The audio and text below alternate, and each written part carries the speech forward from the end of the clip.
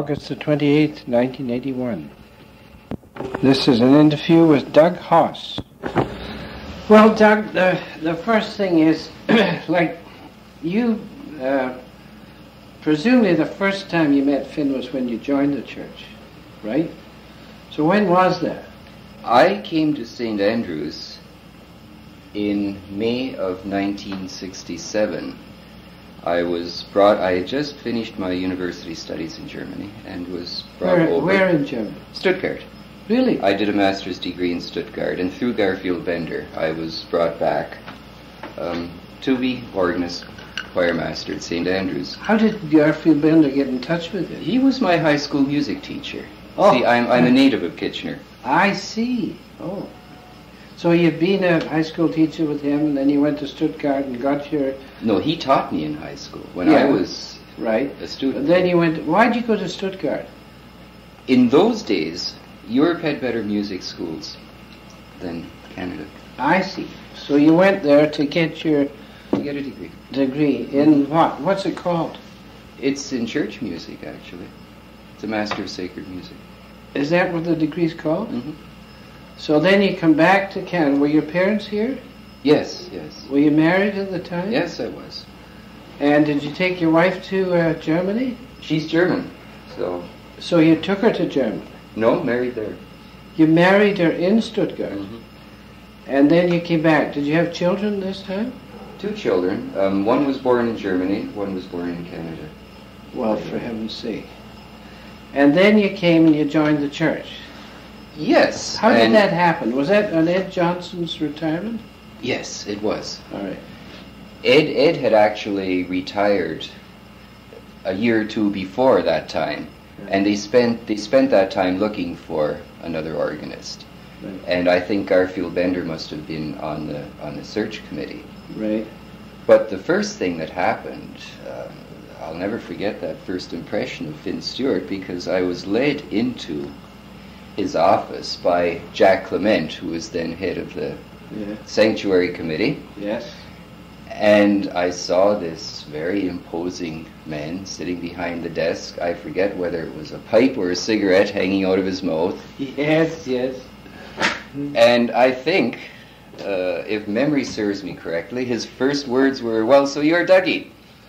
Dougie? Yeah. One of the few people I know who calls me Dougie, and he still does.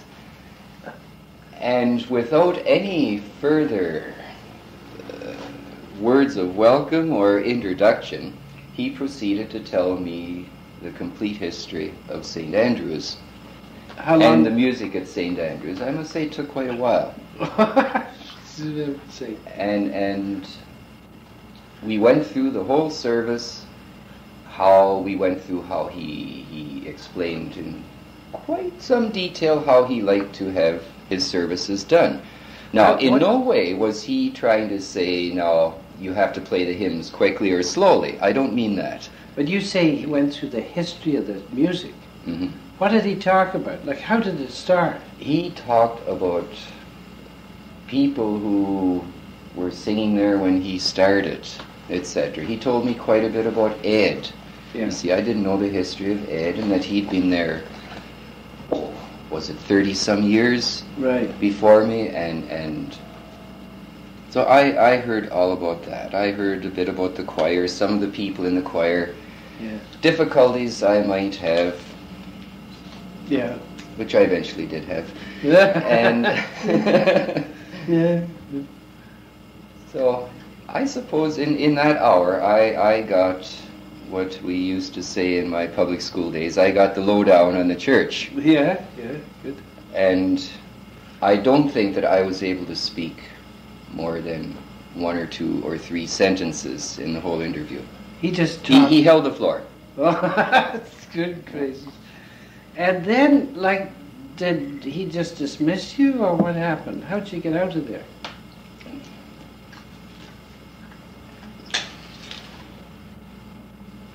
I think that Grant rescued me. Oh, I see. Grant still had red hair in those days. I can't imagine it. And then he sort of said, well, that's very nice to hear that, and then and we'll be in touch with you or This something. is it? No, I was to start within 10 days of my arrival. Oh, do you mean he appointed you right there? No, I had been appointed by letter. Oh, by letter. I was appointed by letter, so I see. I knew when I arrived that I had the job. Oh, I see. And it was Ed's last Sunday coming up. Oh, I see. And he asked if I would remain discreetly in the background for that. Oh, yes. And that I could take over the following Monday. All right. And as a matter of fact, I did go to the party that they had for Ed, which was held the Sunday evening, which would have been Ed's last service. Right. And Dr. Stewart asked me very discreetly if I would just stay in the background. Yeah, that's right, too. Now, just hang on. Well, now, the first Sunday that you had, that must have been pretty nerve-shattering for you. Like, did you meet with Finn to plan the program? Or yes, I don't remember any of that. I do remember the first Sunday, but I don't remember any particular plans that we made for it. Right. But I remember being somewhat surprised at the music. He did choose the two anthems for that Sunday. You remember what they were? Yes. God is a Spirit by Sterndale Bennett is one of them. Now, I don't recall the other one, but this particular anthem is an old Victorian chestnut. And he loved these things. He He had this strange musical taste that varied from gospel music to Scottish psalms with Victorian chestnuts Really? thrown in. Yes. He always liked those. He always liked those, and I almost had to let him choose all the music for that first service. Mm-hmm. And after that, I determined immediately that I would choose it. I wanted to very slowly change the music and bring in something that wasn't quite as sentimental. Yeah. And he loved sentimentality in music. Did he? Yes, Yeah. it's something that he related to. Oh, Amazing Grace isn't sentimental. Yeah, but I mean the type of thing where Jesus takes your hand and you walk through a green garden and live happily ever after. Oh yeah, I see. Yeah. And I think perhaps he liked these things. He related very much to the words. But you see, he was actually a monotone. Now, in case you don't know what a monotone is... I remember Dorothy Crespi telling me they used to ask him not to sing. That's right. He could only sing one tone. Now, if we were on radio or television, you can imagine how that would carry out to the listening audience. Right. So he couldn't sing. I mean, he couldn't even use his monotone when we were on the air, is what I meant by that. Yeah. Now, as everyone knows, he had one favorite hymn, favored above all others, and that was the Battle Hymn of the Republic. John Brown's Body, yes. Yes. Which we used to sing on every possible occasion. Yeah, that's right. Now, he would get terribly excited during the Battle Hymn of the Republic. And was he? If we were on the air or not, he would start to sing. And I play the organ quite loudly for the Battle Hymn. Yeah. But whenever it sounded as if a pipe was sticking, then I knew that Finn was singing. Oh, good gracious. Is that right? That's right. Well, for heaven's sake. Well then, when when you started and you gradually changed this sort of thing, how did you actually change it? Did you say, I'd like to play this anthem or do this anthem this Sunday? Yes, exactly. And I explained to him how it would fit into the service, or into the scripture, or into his sermon. Right. Much better than walking hand in hand with Jesus in a green garden. Right. And he eventually came around to agree with that. As a matter of fact, he made no attempt to interfere with me in these early years. Yeah. Even though I know sometimes he didn't totally agree. He was willing to give me a perfectly free hand. And how did you do that? Did you lay out what the music would be for each service ahead? Or did you just... I would try to find out what the theme of the service was going to be. And then something which I still do today. Yeah. And then we'd work it out. He insisted on choosing the hymns. He did? Yes. All the time? All the time. No, he was open to suggestion. Yeah. But that was the only musical thing really that he did, or the only music that he insisted on choosing. Did he ever sort of get involved with your meetings with the choir? He must have introduced you to the choir. Never. No, he didn't even introduce me to the choir. He didn't? No. That must have been pretty tough when you just arrived and said, I'm your new boss. Yes, it was very difficult. And but he never... there was a lot of hostility because Ed had been there for 30-some years. That's right. He was this newcomer. Yeah. And it wasn't easy. And it led eventually to a fair amount of conflict within the choir.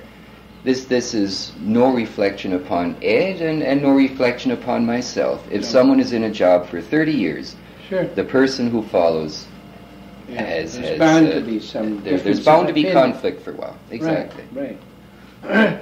So then you get... And, oh, sorry to interrupt. Go ahead. But I wanted to follow that up. There's bound to be conflict and comparisons. Yes. No? Right. You're continually being compared to your predecessor. Now, that's something Dr. Stewart never did.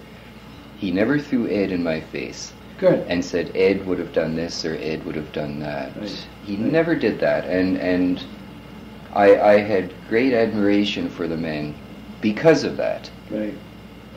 Would you say that he was an inspiration to you when you started with his thing, or did he just stay right out of your field and you never really had much fun? He stayed right out. Right. But he was an inspiration. His sermons were an inspiration. Oh, yeah. His oratory was an inspiration. Right. The way he handled the service like was an inspiration. Yeah. And within a year, we had a very, very close sort of in-service working arrangement. Not outside service. Not necessarily out service, but in service. Now, what I mean is that we had great eye contact. Yeah. I could tell the way he looked at me. Is that what right? he was thinking. And if you remember back to those days, yeah, anything and everything could happen in the service. True. No? Yes. And I always tried to be one step ahead of him. Right. We did that through eye contact. Now let me make you an example. In his sermons, he would often lead up to a great crescendo at the end. Right. And when he found out that I could sort of pick up on that and lead from that crescendo with very loud registrations into the next hymn, he would start giving me signals. How would he do that? He could be speaking in the loudest of voices, but he would throw a glance down at the organ. He knew that my eyes were on him all the time. I never leave the organ bench during a service. This is like showbiz. It is showbiz. I'll tell you more about showbiz later, but yes, we were doing showbiz. Crazy. He would glance down at me. And when he looked, I would know, okay, he's going to build up and he wants me to build into the hymn. Mm-hmm. And I'm to get ready. Right. And I knew that I usually had about 2 minutes. Right. So I would set up lots of loud sounds in the organ, and sure enough, he would go roaring into it, and with this we'll sing the church's one foundation, and crash. I was expected to carry it right through. Yeah, it's like the end of a TV star's performance or something. Mm-hmm, mm-hmm. Well, now, but we had this contact. Another contact we had in services, the eye contact. I knew if he looked down at me with that funny gleam in his eye during a funeral, that he was going to announce a hymn. Oh. So I knew that probably he was going to lead up to crown him with many crowns. Yes. Or rejoice the Lord is King. Right. So I'd have the one hymn open and my finger in the book on the other one, right, just waiting to see which one he was going to announce. And sure enough, you never knew. You never knew. Sure enough, he did. You see, the thing is this. He didn't know either. Didn't he? No. Oh. If I'd gone to him before a funeral and said, "No, are you going to use one of these hymns?" He'd say, "Well, I don't know. Let's see." So it just came out of him spontaneously the way he was going to speak, and you didn't know. Well, Doug, what about when we went into the TV business? Like, that must have made a big difference to your whole relationship with him, because that is a split timing performance. You've got to be through, and you've got to start on the minute, and you've got to be through on the... How on earth did the two of you organize that? I wasn't here when St. Andrew's started on TV. Yeah. It was organist then. Yeah. So I walked in rather in the middle of that. Yeah. And I can only say there that I have a good sense of timing. Mm-hmm. And but did he not explain to you that each, we had to finish in a certain time? And no, we never did that. You never did that. We did this instinctively. Really? And as soon as he realized that I had a good sense of timing, yeah, and that I was not the type of musician who was going to play a 10-minute offertory, he just let me be. Yeah. And you finished on time. And we always finished on time. Yeah. Now, the only thing we had to speak of as far as timing was if we had special events, of which there were many. Now, that must have been tricky to do that. What were they? It was very tricky. And I used to question, you see, I came fresh out of university. Yeah. I was the kid who knew everything as far as music was concerned. Right. And my ideas certainly didn't fit in with his ideas. Why not? Well, I used to, in my angry moments, I used to call it a 3-ring circus. Why? Well, you'll remember, I'm sure, that we brought in on a regular basis, we brought in Bobby Jimby. Yes. And Bobby Jimby inevitably had to do a solo. Trumpet solo. Yes. That's right. And he'd come marching in with the junior choir. Yeah. Great display. And it looked wonderful on television, I'm sure. Yeah. Today, in retrospect, I can appreciate the effects that we must have made. Right. But as being fresh out of university, I used to think this was a 3-ring circus. It was a cheap, sort of commercialized thing. Yes, I would never call it cheap, but certainly commercialized. Right, okay. For example, Bobby Jimby once played The Trumpeter's Lullaby by Leroy Anderson. Mm-hmm. Certainly not church music, but very entertaining. Yeah. I don't know if you remember a colored nightclub entertainer that's been adopted, Ricky Francis. Yeah, yes. I remember well. And I'll never forget having to play a very jazzed up version of Down by the Riverside. You had to play that on the organ? I had to play Down by the Riverside on the organ. Well, how on earth did Finn and you come to an agreement about that? How did he We made compromises. We made compromises, and I'll come into these compromises in a moment. Okay. To go on with some of our acts, Yeah. Do you remember that we once had the real Pied Piper of Hamelin at church? I certainly do. I never forget it. He was here in connection with Oktoberfest. That's right. Yeah. And you'll certainly remember Ernie Taylor. Yes, with a great big deep bass voice, the director of Ontario Safety or something. That's right, one of my worst Sundays. And this, I remember Finn insisting on this, because Ernie sent the music ahead of time. We sang a song in praise, or he sang a song in praise of the Muskoka Lakes. Oh, that's great. What on earth had that got to do with the church service? Nothing, of course. Nothing. Yeah. And this was not my style at all. Yeah. But he was such a supportive minister. Mm-hmm. And so persuasive. Yeah. But how did he, like you'd come along with your university ideas and your dedication to music and classical music and everything, and he springs these things on you. How on earth did the two of you compromise on that thing? Did you talk about it? Yes, we would talk, and he would ask me why I wanted to do the particular thing that I wanted to do, right? And I would explain it to him.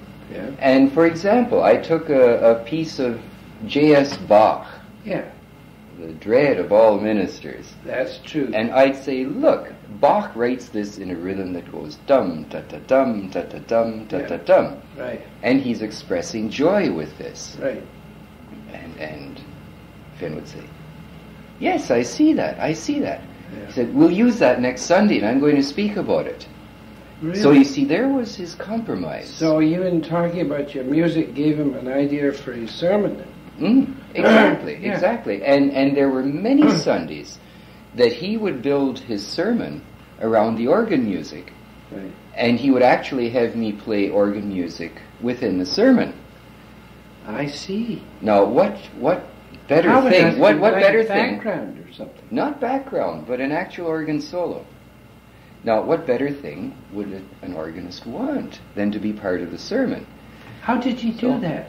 Like, would he say, this is an example of the music of the Lord or something? And exactly, and he would say, we're expressing joy, and you listen how it's being expressed through this rhythm, and then he'd have a little talk on Christian joy, and have me play the piece. Oh, well, that's great. The two of you are working together on a sermon now. Exactly. Yeah. So I was more than willing to make these compromises and put on the 3-ring circus every so often. Is that right? Isn't that amazing?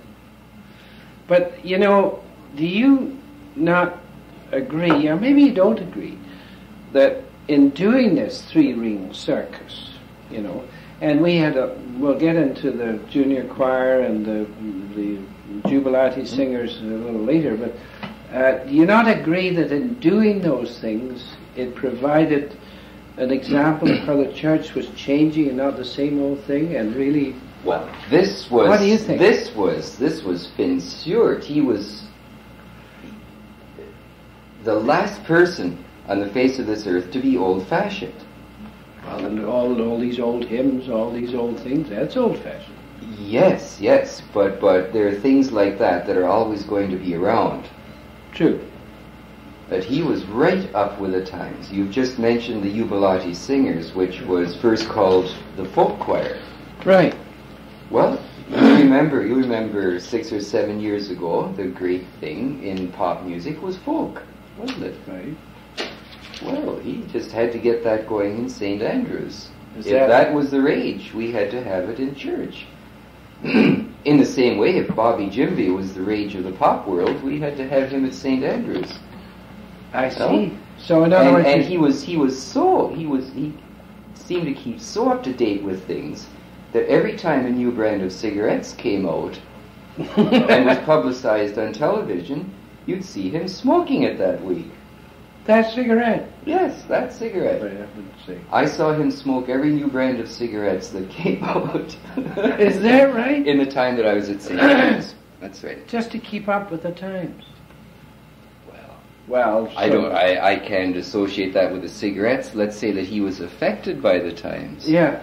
He adapted to it. Mm-hmm. But that, I think, exemplifies in just what you've said, how he actually vitalized church services by being topical. Yes, he did. Yeah. He certainly did. Right.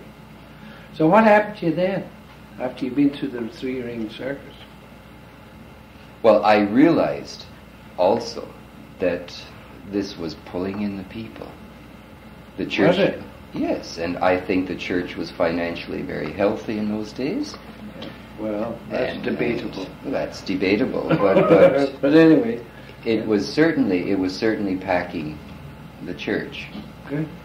And I was not that much in my own world that I didn't realize what we were doing, But you enjoyed it. and felt that I should compromise. I'll tell you something. Finn taught me how to enjoy it. How? He taught me how to laugh at myself. And I think he's taught many people that. True. He could do it himself. Yeah. And one of the great things I learned from him was to stop taking myself so seriously Aha! and laugh. Yeah. Well, this is. And so if we put on a little bit of an act, okay, maybe it isn't in good taste, but boy, wasn't it fun? let's have a good laugh about it. Yeah. Yeah. I see. Yeah. And yes, towards the end of his tenure there, Mm-hmm. I was actually enjoying myself tremendously. Well, There were many moments where I wanted to leave the church and find a more conservative position. I suppose it was inevitable with the three-ring circus and all yes. that. Yeah. I really wanted to leave for a while. Yeah. Until I realized, no, this doesn't have to be.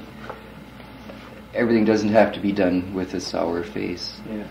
Well, of course, it doesn't, and you should have realized that in the first place. But I appreciate your position. Your the degree in sacred music, and it's a church service, a worship service. Yes. You can't, get away from that.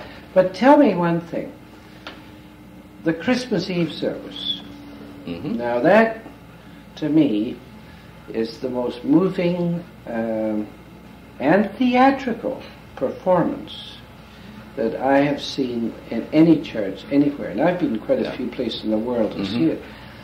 What part did you have in that? Did you walk into a certain format, or did it change, or what happened? No, that was his format, and it still is today. The same thing? The same thing. There is really almost nothing that one would want to change with that format. The story of Christmas in music. That's right. And I walked into that and was given the format, but was allowed freedom in choosing the music. I see. And my first Christmas Eve service was one of holy terror. The organist never stops. Right. But I know. Like when you got in there, did they have the brass thing then, or the brass ensemble? no, those are little things that I introduced. Did you introduce the brass thing? Yes. And did you introduce the flautists and That's all right, that? yes. Did you bring those things in? Yes. How did that happen? Was it your initiative, or did Finn suggest it, or what happened? No, actually, this was Grant's suggestion. Was it? Yes. Right. Grant has always been very interested in instrumental music in the church. I see. Finn was more a soloist man. Right. He liked his solos, and Yeah. as you recall, in those days we had a multitude of soloists who were correct. always fighting with me and with each other. How And did he get into that? He only kept peace. That's How did he do that? that's all. I don't know, because I was never present. How did he keep the peace with the soloists with you? I honestly don't know. Did he talk to them privately? Yes. You Yes. told him there was a problem, right? Oh no, it was very obvious there was a problem. You see, they were all very good friends of his. Mm-hmm.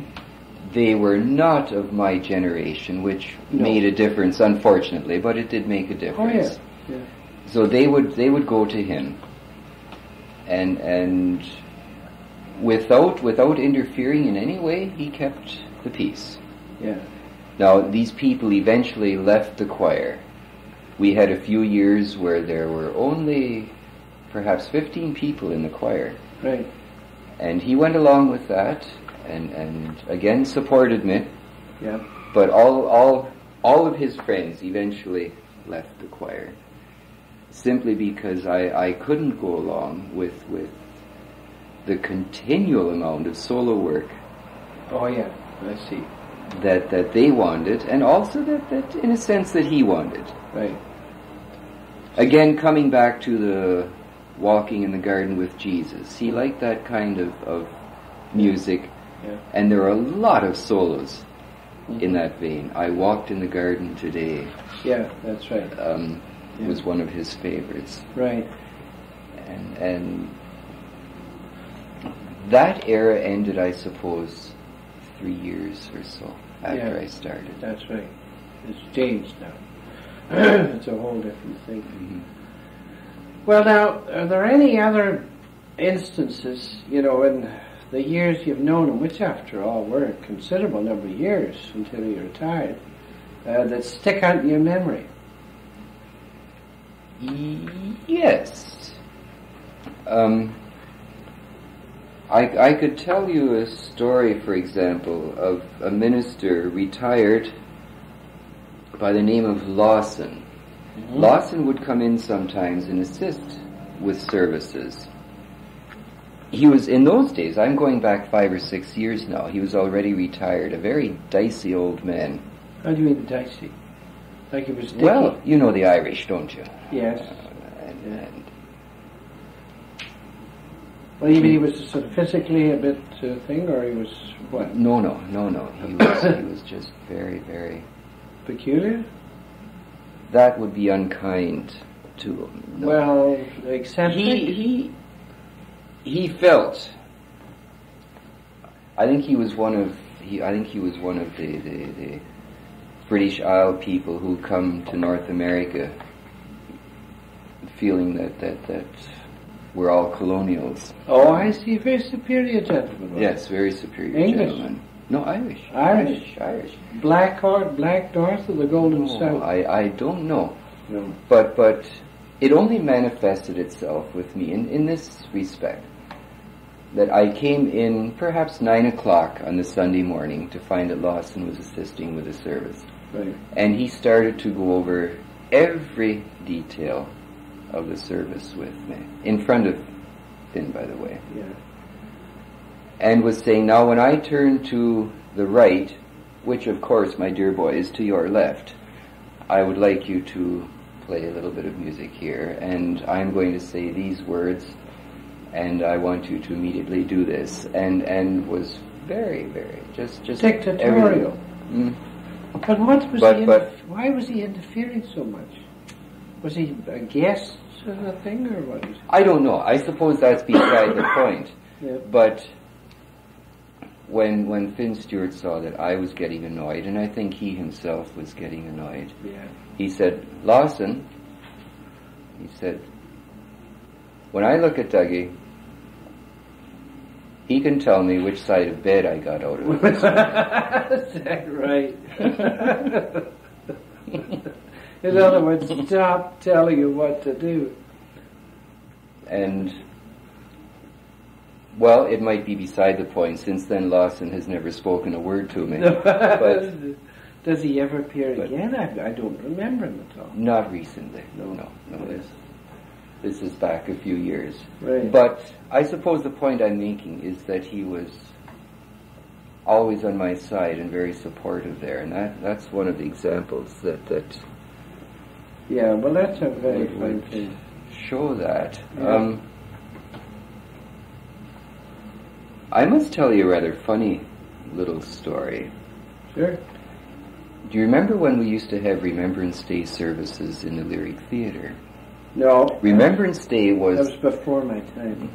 I don't think so. Maybe you just... Mine was 61. Maybe you didn't attend them, but I didn't start until 67, you see. Oh, yeah. 67.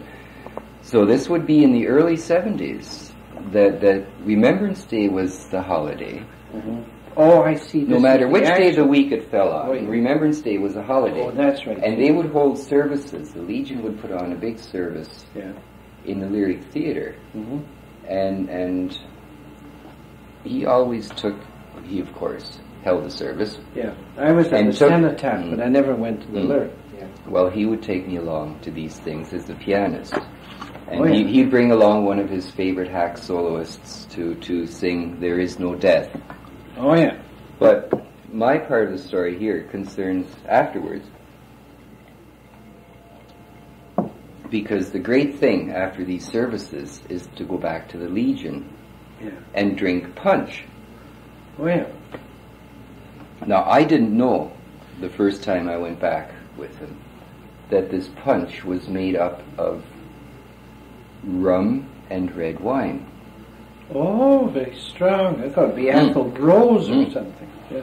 It was rum and red wine. Yeah. So we went back to the Legion, stood in line, and he was ahead of me. Yeah. He got 3 each. No? So he came. They were served in very small paper. I suppose 1 ounce. I don't know, but a very small paper cup. So he got 3. He came back with 6. 3 for him and 3 for me. Good gracious! And he said, "This is a good drink, Dougie. Drink it down. This will warm you up." Oh yeah. And he took his, and he put 2 of them down at once. Bush. So I followed. Yeah. And I must say, it was delicious. I put 2 down at once. Yeah. So I said, "Well, Doug, I'm off to speak to my friends." Yeah. And he put down the 3rd one and left me. So I followed, put down the 3rd one. Mm-hmm. And, I didn't even see where he walked off to, because I swear I was hit in the head by a sledgehammer. Oh, you poor thing. That was a Mickey Finn sort of thing. It was the ultimate Mickey Finn. But he walked away from it. Yeah. How did you get out of there? I went and sat down for about half an hour before I could find the door. Oh, for him, you poor thing. And I think I went home and slept the rest of the day. Did you get home? Did he take you home? No. You got home by yourself? I got home, yes. Oh, that's terrifying. You poor thing. What an experience to happen to anybody. Well, I must say, after that, I looked forward to going to the Legion with Dr. Stewart. I just didn't put down 3 of their special punch at once. Yeah. It was great fun. Any other stories you got? Not actual stories. I think I'd perhaps like to tell you a few things that I learned from him. Oh, that's very good. One of the things that he encouraged me to do, I believe I mentioned earlier in the tape that he taught me how to laugh. Yeah, it's yourself. Especially at myself. Yeah. But how to laugh, yes. When I would explain to him these preludes of Bach and the motives in them and what Bach was trying to express, he said, "Well, why don't you do this sometime? Either with a congregation or with some of the groups that are in the congregation, and let's build up a real interest in this marvelous organ that we have here." And it was really on his advice that I wrote a lecture that I have on the organ now, which I've given many, many times, I think to almost every organization within the church. I've given it even outside of the church.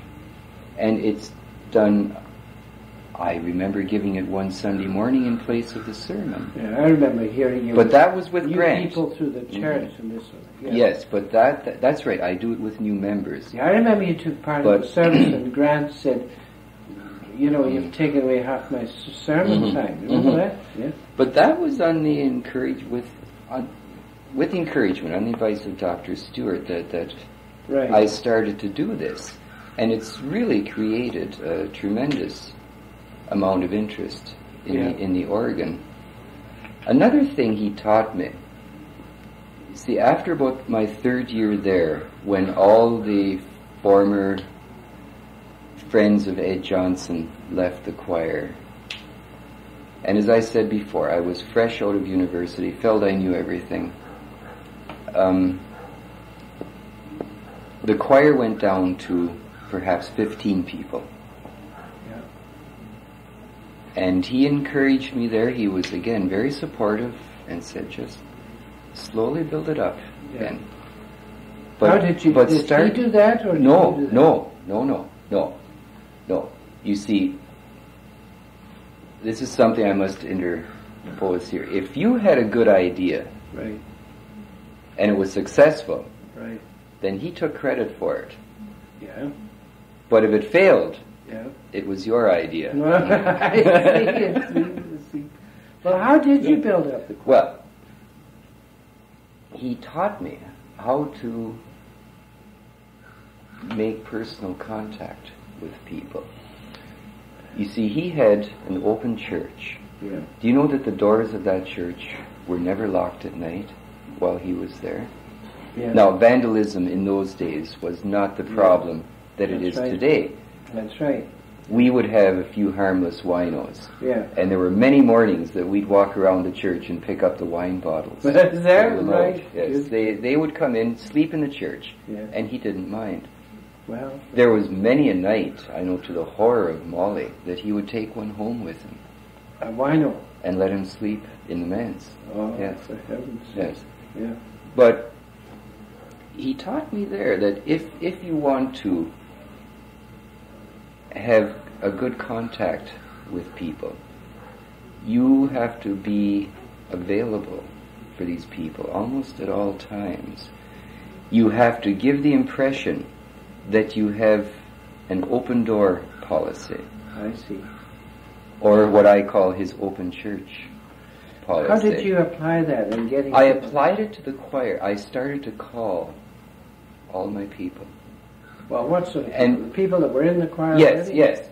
And Grant helped me a lot there. I must say here that this was towards the end, I suppose, of Finn's stay there. Mm-hmm.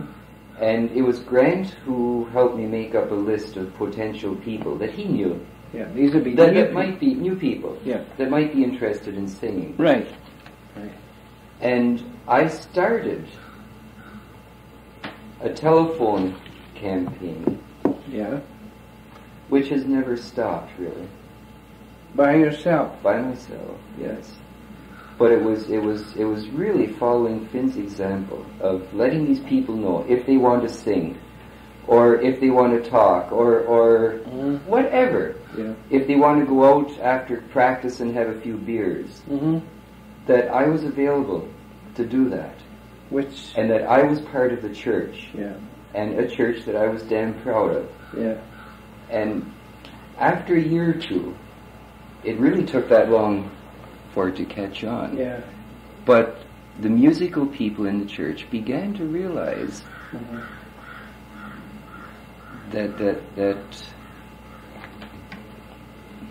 don't know how to explain it. Well, here. I can. I think they began to realize that there was a real enjoyment in being part of the musical program of the church.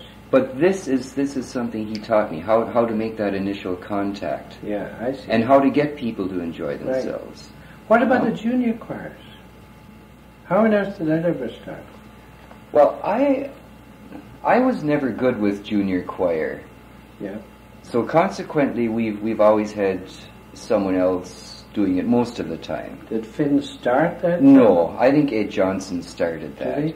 I kept it up for a few years, but noticed that I wasn't really relating well to the kids. So it was Ed was an older man, like Finn, who would sort of hand out candies to all the kids when the practice was over. Right. And I didn't like the idea of handing out candies, so I had a submarine party once, which was a total failure. Is that right? And so it was delegated. So that's been delegated ever since. Yeah. Part of the training in Germany really doesn't involve working with children, unfortunately. I see. Yeah. And so I've never been trained in that area. Yeah.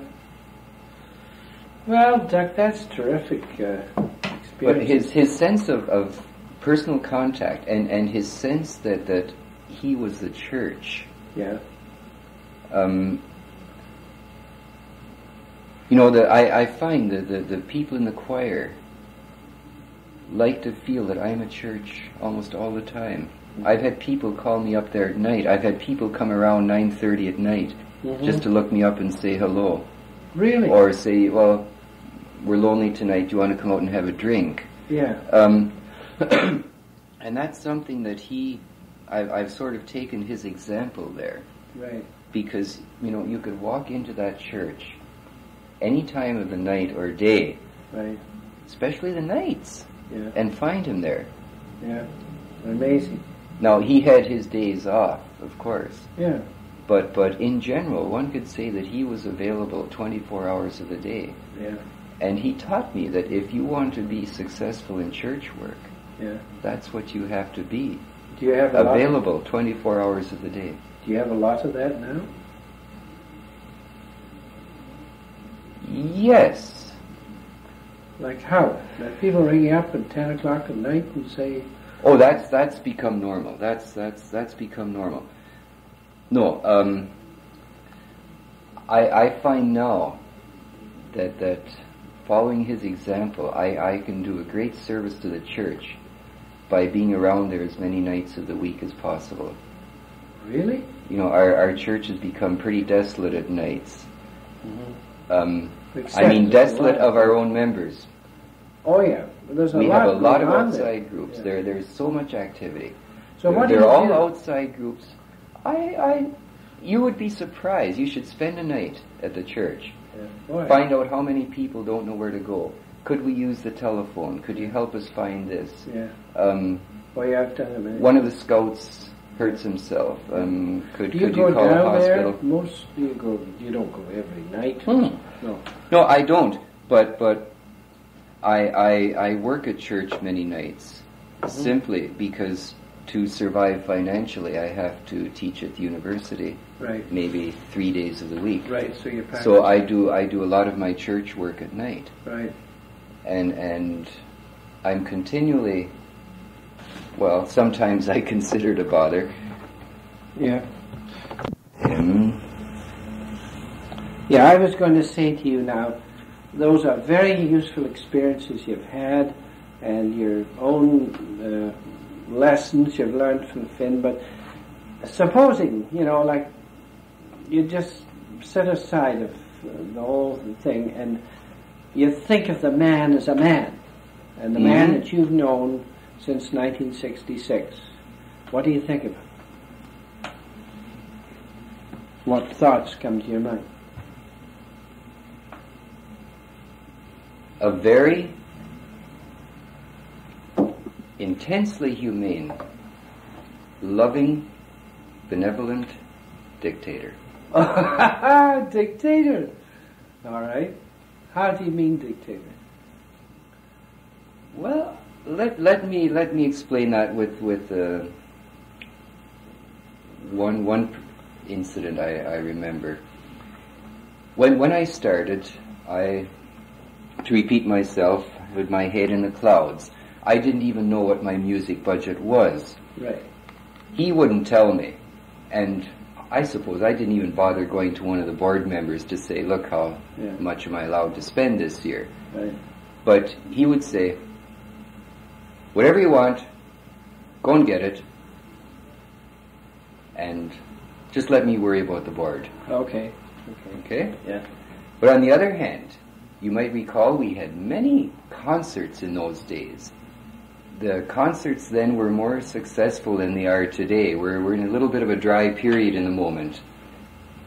Are you? For church concerts, yes. Yeah.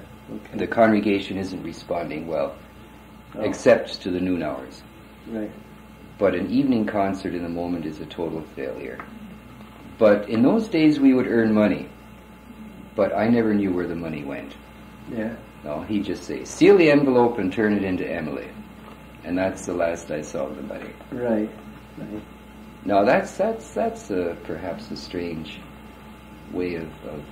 What did you think should have happened to the money?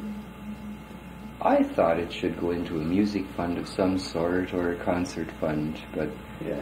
you see, I was, as long as my needs were supplied, Right.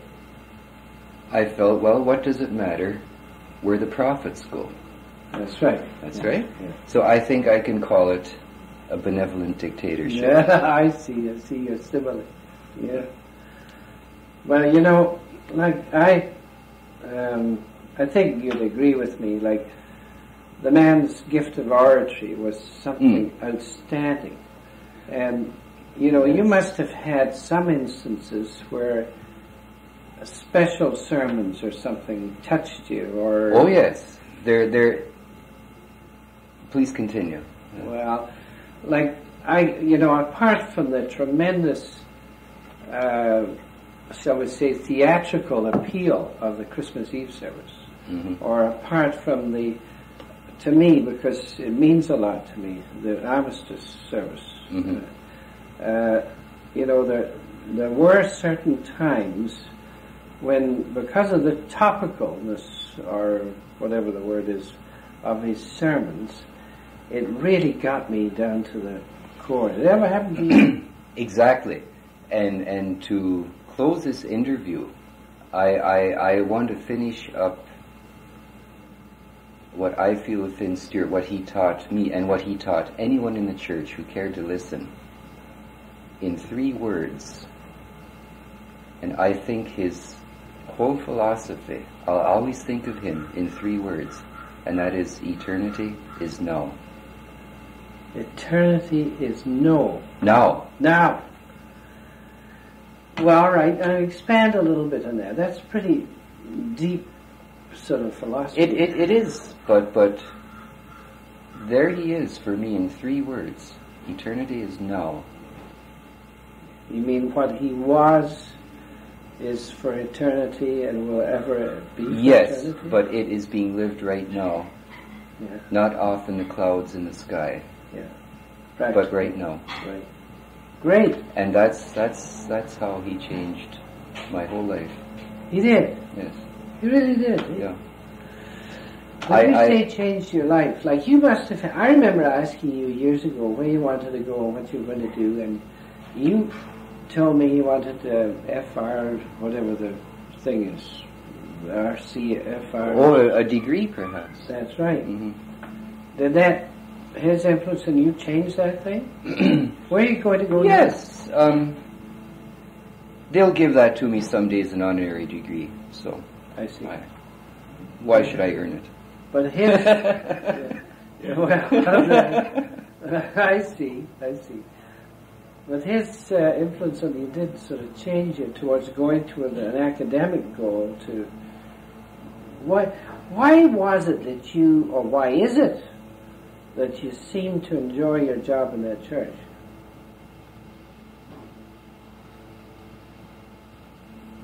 Or do you enjoy the job? Immensely. I wouldn't be here Why? if I weren't enjoying it. Is it the relationship you have with the I don't know if that has anything to do with Finn Stewart anymore. Yeah. But did it? It's simply that perhaps one could say that he built a church